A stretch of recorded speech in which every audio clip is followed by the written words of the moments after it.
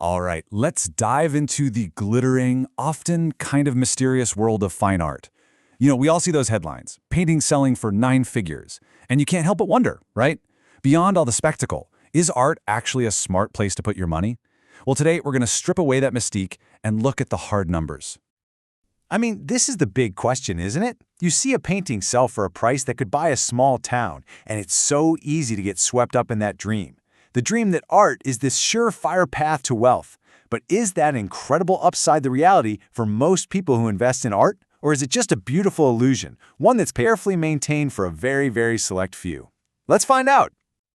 Okay, so first things first, let's talk about the sheer scale of this thing. The global art market isn't some tiny niche hobby. It is a behemoth. It swelled from $40 billion to over $64 billion in just one decade. Think about that for a second. That's more than a 50% jump. And this isn't just old money moving around. This is new global wealth flooding into the market, creating this powerful allure, this idea that art is a serious, can't-miss financial asset. So the market is huge, and it's definitely growing. But a big market doesn't automatically mean you're going to get big returns. So now we're going to shift gears. We're moving away from the perception that's fueled by those billion-dollar headlines, and we're going to look at the cold, hard reality. What happens when economists crunch the numbers on millions of art sales over decades? Well, the answer might actually surprise you. And there it is, 2.49%. After digging through almost 3 million auction sales over a 60-year period, the average real annual return for paintings, and that's after you subtract for inflation, is just 2.49%. Just let that sink in for a minute. It's a pretty sober and, frankly, a really underwhelming number that stands in such stark contrast to all the glamour and hype we hear about. Now that 2.49% on its own is one thing, but this slide is where it gets really interesting. Context is everything. Look at how paintings stack up against other things you could have put your money into. It's way, way lower than the S&P 500, which came in at nearly 8%. Heck, it's even beaten by traditionally safe things like government bonds.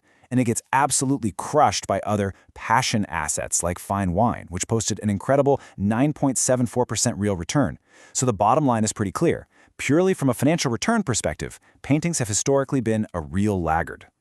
But here's the thing. That 2.49% average, it kind of smooths over what's been a total roller coaster of a story. I mean, look at this timeline. The art market is anything but stable. You had these fantastic periods, like from the late 50s to the mid-80s, where art returns were actually right up there with stocks. Then you got these insane booms where prices would spike, like during Japan's economic bubble. But those were always followed by these devastating busts. Just look at that long, painful stretch from 87 to 2016, a 30-year period of really disappointing returns. The takeaway is obvious. Timing is everything, and if you get it wrong, you're in for a world of hurt.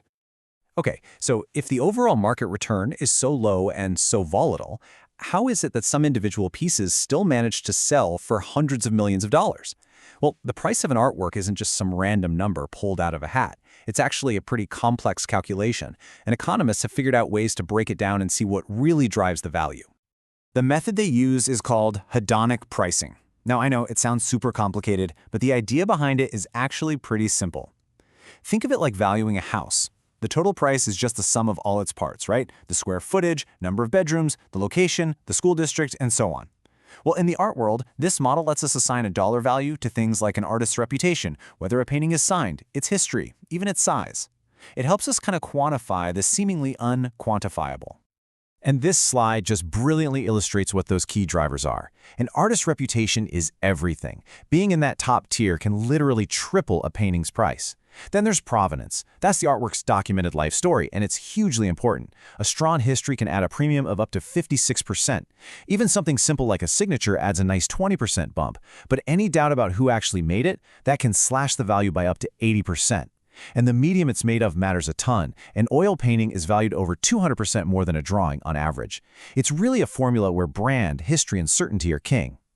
So we know what makes a piece of art valuable. But you know what?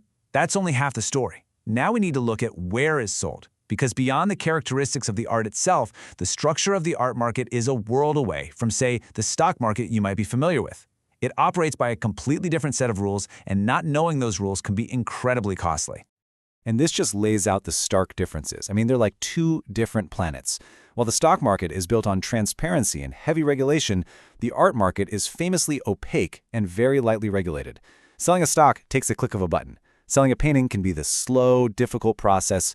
It's what they call highly illiquid. And here's the real kicker. In the stock market, trading on non-public info will land you in jail. In the art market, it's not just legal, it's a fundamental advantage.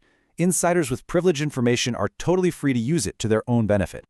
This quote from a Reddit user just captures the feeling perfectly. There's this really strong perception among so many people who look at this world from the outside that the art market is not a level playing field. It's a club.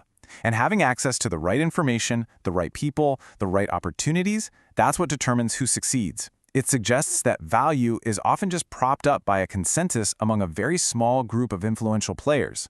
And even if you do manage to navigate this tricky market and you actually pick a winner, this number can absolutely destroy your profits. This is the typical cost for a round trip. That's the total fees for buying a piece and then selling it later. Auction houses take a cut when you buy and another cut when you sell. When you add it all up, costs of 25 to 35% are pretty common. That means your artwork needs to appreciate by a third just for you to break even. Okay, so we've looked at the low average returns, the unique things that drive value, and the challenging insider-driven market. It's time to pull it all together and, well, paint the final picture. Let's weigh the pros and cons to see if we can get to a clear verdict. So here's the bottom line. As a pure financial play, the cons are really powerful. The returns are low, the costs are incredibly high, it's hard to sell your asset when you want to, and it's an insider's game. But the pros aren't nothing. Art often moves independently of the stock market, which makes it a good diversifier for a big portfolio. It can act as a safe haven, sometimes holding its value or even rising when stocks are falling.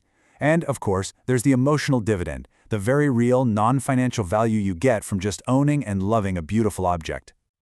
This is such a critical insight. It explains so much. For the ultra-wealthy, art often serves purposes that have very little to do with buying low and selling high. They can use it as collateral to get massive loans. It can provide huge tax advantages. It can even be a discreet way to transfer incredible amounts of wealth across generations or borders. These are benefits that are completely inaccessible to the average investor. For them, art isn't just an investment for growth, it's a financial tool. And that brings us to our final question. We're now seeing all these new platforms that let everyday people buy fractional shares of masterpieces, promising to open up this exclusive world to everyone. But given everything we've just seen, the low average returns, the importance of insider knowledge, and the unique ways the wealthy use art, is this democratization real? Or is it just selling the dream of being an insider without any of the actual advantages? Well, that is the billion-dollar question for the future of art investing.